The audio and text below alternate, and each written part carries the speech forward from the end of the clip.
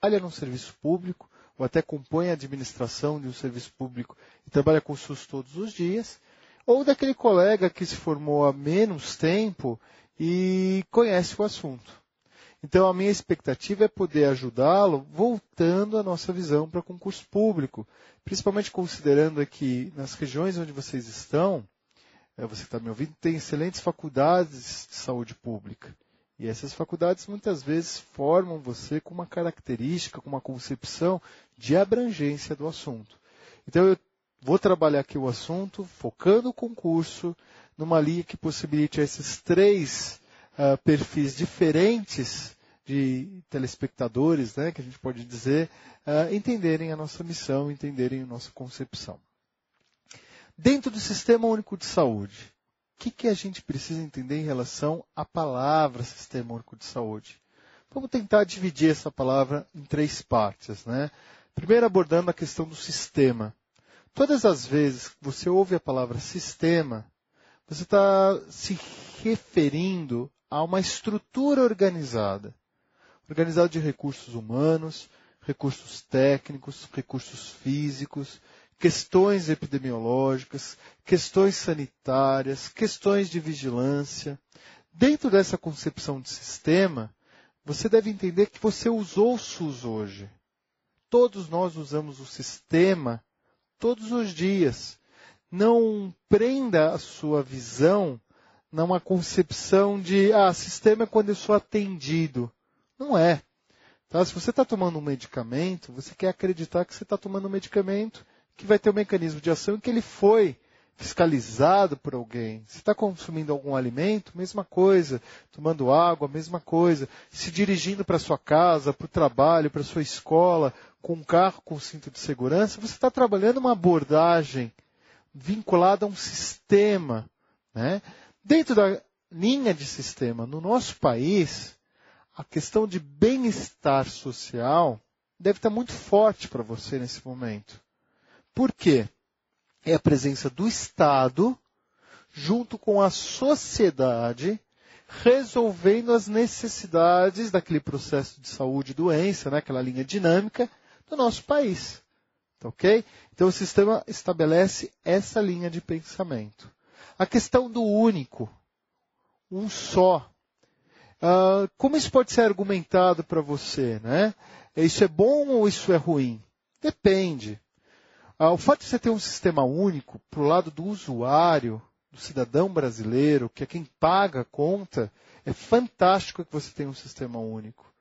Você não tem sistemas paralelos quando você aborda a linha de seguridade. Né? Isso significa o quê? Que o cidadão que está lá em Chuí, o cidadão que está lá no extremo norte do país, tem a mesma regra, a mesma Constituição, a mesma característica de república que estabelece que todo cidadão brasileiro é igual. Okay? É nessa linha de pensamento que o sistema único de saúde não pode ser considerado que seja um sistema que privilegie determinada classe social em detrimento de outra. Constitucionalmente isso daí está acertado. É um sistema só. Do ponto de vista de desvantagem, mas inerente à própria criação do sistema, quando você tem um sistema único, você não tem outro sistema paralelo que te estabeleça uma linha de tomada de decisão se está correto ou não. Muitas vezes, você só vai perceber uma política de saúde proveniente dentro de um sistema que não deu tão certo quanto você imaginava lá no planejamento, por isso que tem ferramentas de avaliação, né? Para estabelecer se um programa está atingindo ou não metas, uma estratégia. Mas você tem que corrigir isso. Por conta dessa característica, o Sistema Único de Saúde ele está estabelecido, presta atenção nessas duas palavras que eu vou falar aqui, como um sistema aberto. Ele não tem fim. Ele vai melhorando, vai se estruturando, de acordo com as características sociais, históricas, culturais daquele momento que o país estiver vivendo. Além de ser um sistema aberto, comumente você vai ouvir esse segundo termo. Ele é um sistema em construção. Ele é um sistema que estabelece uma linha progressista, uma linha de avanço. O Sistema Único de Saúde brasileiro, ele é um sistema de importância internacional. Porque olha a abrangência que esse sistema tem em relação territorial e quantidade de pessoas. Os desafios que ele tem que enfrentar. É por conta disso que o concurso público vai esperar de você um perfil que entenda e aceite a linha teórica, a linha legislativa, que é o que a gente vai trabalhar aqui, não a executiva. Tá? Que você entenda a linha legislativa. É por isso que a força das leis orgânicas de saúde serão importantes dentro da linha que eu vou apresentar. Saúde. A gente já discutiu em outra oportunidade, aqui nessas aulas da BITEP, que você tem aí, a concepção de saúde como saúde pública, saúde coletiva, naquela visão de promoção, qualidade de vida, Carta de Ottawa, processo saúde e doença, né? O sistema universal. É essa linha que a gente vai abordar e eu espero que você entenda a saúde já, nesse momento, com essas características. É importante que você me comente o seguinte: qual que é a origem do Sistema Único de Saúde? Onde que ele iniciou? Eu vou apresentar aqui para você, na lousa, eu gostaria que você me acompanhasse algumas palavras importantes, tá? Que depois vão aparecer ali, mas eu preciso abordar com você isso. Me acompanhe aqui. Então, dentro do Sistema Único de Saúde, a gente vai abordar agora o movimento da reforma sanitária. Preste atenção nessa palavra aqui, ó, reforma. Que movimento foi esse? O que a gente está lidando? Na década de 70, o nosso país vivia um regime de exceção. Né? Dentro desse regime de exceção, a saúde não era um direito de todos. Né? O modelo de seguridade no nosso país ainda não estabelecia o que a Constituição de 1988 estabelece. Saúde como um direito do cidadão e um dever compartilhado do Estado com a sociedade.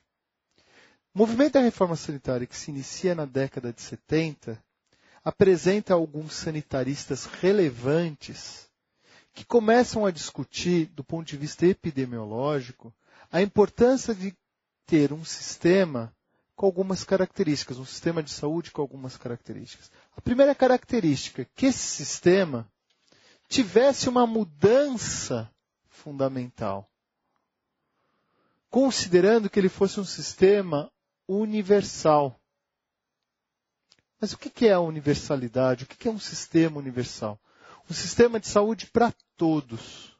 Mas não era assim? Não era.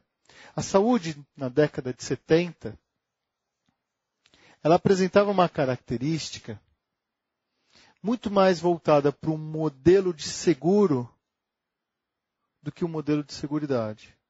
Então, a saúde, primeiro, era ligada a uma questão previdenciária, quer dizer, tinha a previdência e a saúde no mesmo pacote.